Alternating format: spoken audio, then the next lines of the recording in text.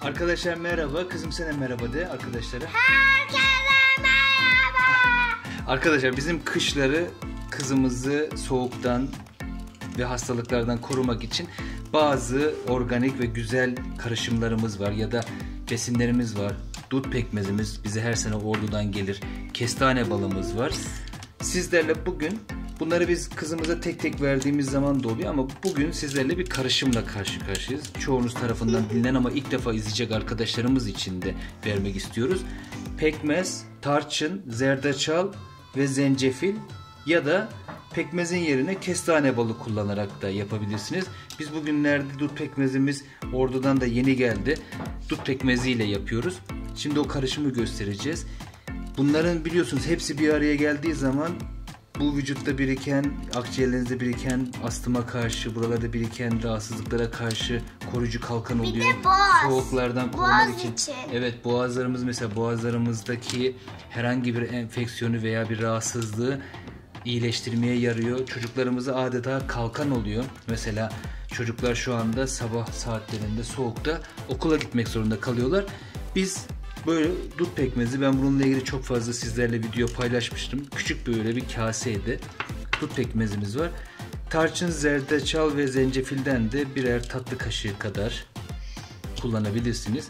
Bunu buraya üstüne boca edeceğiz sevgili arkadaşlarım. Çok güzel. Bunun yerine mesela bal kullanırsanız, bal, bizde kestane balı var, deli bal deriz biz. Evet, pekmez olduğu için balı karıştırmıyoruz. Balı sadece biz size örnek olarak verdik. Siz yaptığınız şeylerde dut pekmezinin yerine kestane balını kullanabilirsiniz. Kızımla beraber karıştıralım. Çabuk karıştır, hadi bakayım. Gayet güzel oluyor. Ellerim de çıkıyor kamerada. Evet. Bundan sonra biraz hızlandırırım çünkü karıştırma işi sana yardım ettiği için bayağı bir sürecek.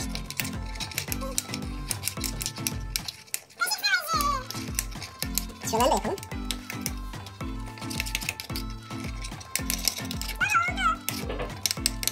Daha bayağı bir işi var kızım, sen onu bana ver.